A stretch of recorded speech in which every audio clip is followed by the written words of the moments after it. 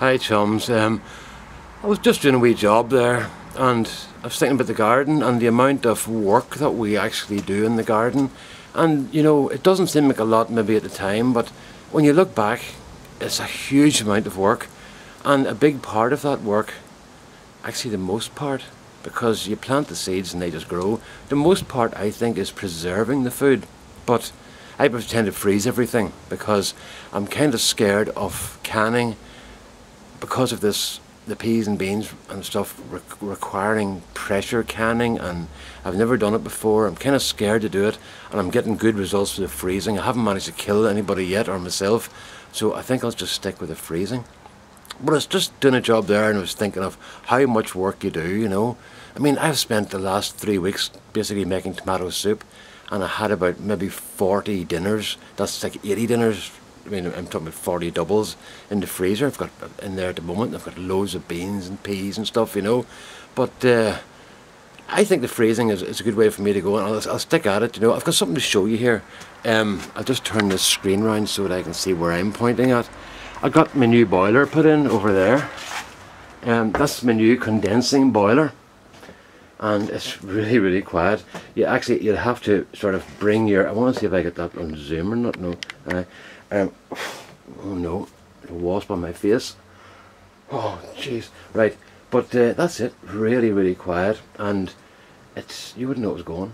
I'm really pleased with it. Now we'll have to make a wee bit of a, put some cement in there, because the holes were different heights from the two different boilers. This thing here, this cost $1,000, £1,000, £1,040 for the whole thing. That's about $1,600, but I will get that back in 2 years, because I'm using £2,000 worth of fuel a year, and this will cut 60% off that. So I'll get, in a year and a half it'll be paid for, and then I'll be saving money more from then on, you know. But I'm very pleased with it. I'm just on freezer. There's the freezer. That's my, oops, oh, a bit close. That's my vegetable freezer there. It's an upright freezer. It makes it handy for getting into, you know. And then you just stick your veg. What's going on here? There's nothing in it. I wonder, is that because it's defrosted and I've just spent the last hour putting all my vegetables and my roast beef and my ham, my broad beans, tomato soup, runner beans, Brussels sprouts, peas, cauliflower, all my produce for this year is in those 2 buckets. It doesn't look much when it's all squashed into nothing because it's defrosted, but that's the sum total of my work for this year. I'm absolutely gutted. I really am. Okay, I've lost, in terms of value, I haven't lost very much. It's only a few vegetables, but in terms of time and effort I've lost a whole lot.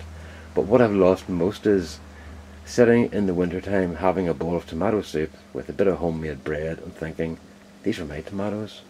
Or having dinner and thinking, these are my broad beans, or these are my peas, you know.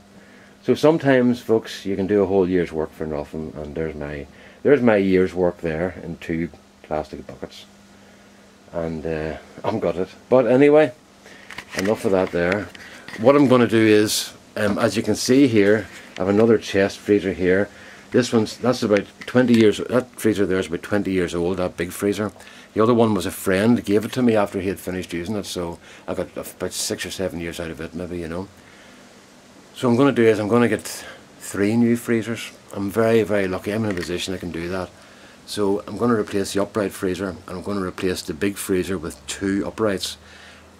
I'm just not going to put all my eggs in one basket again, and I'll divide my stuff up throughout the 3 different the 3 different freezers, so I don't lose all my stuff at one time, you know. So there you are, folks. Some of the beans and peas and stuff, they were still reasonably hard, but once they start defrosting I would not take a chance of giving them to me or anybody else, you know. So the whole lot's in the bin. Meat wise, I only lost about £20–30 worth of meat. Was it $50? So that's not a big deal. It's, as I said, once again, it's not the value it's the value to me, you know, in the terms of the amount of work I did and the anticipation of using the stuff in winter time. But there you go, that's the way it goes sometimes, folks. And as I say, there's no point crying over spilt beans. Yeah? Right, anyway, so I now have to go into town, and I'm going to go and do this now, see about getting freezers and stuff, get them delivered out, get them all running before I do the swap over, because I don't want to lose all my meats in the other freezer. I don't want to lose that, you know, that would make me really ill. So there you go, sorry for the down note, but just keep an eye on your freezer. That freezer there, all the lights were on, everything was working. I check the freezers every single day. What happened yesterday? I went to check the freezer yesterday morning, and as I went out, the phone rang, and a doctor's receptionist said, "Brendan, your mother's on her way to hospital in an ambulance." So that kind of changed plans for the day. I went over to the hospital at 1 o'clock and came out at just after 10 o'clock last night. By the time she's processed and everything. So thankfully she's looks like she's going to be okay. But the doctor's quite concerned because she hadn't been eating properly for a while, you know. But she'll be okay, it looks like, which is good. We hope anyway. But I say that's what happened then. So then today I checked the freezer and noticed that it was defrosted. So what can you do? Anyway, see you later, folks. Thanks for watching. Bye bye.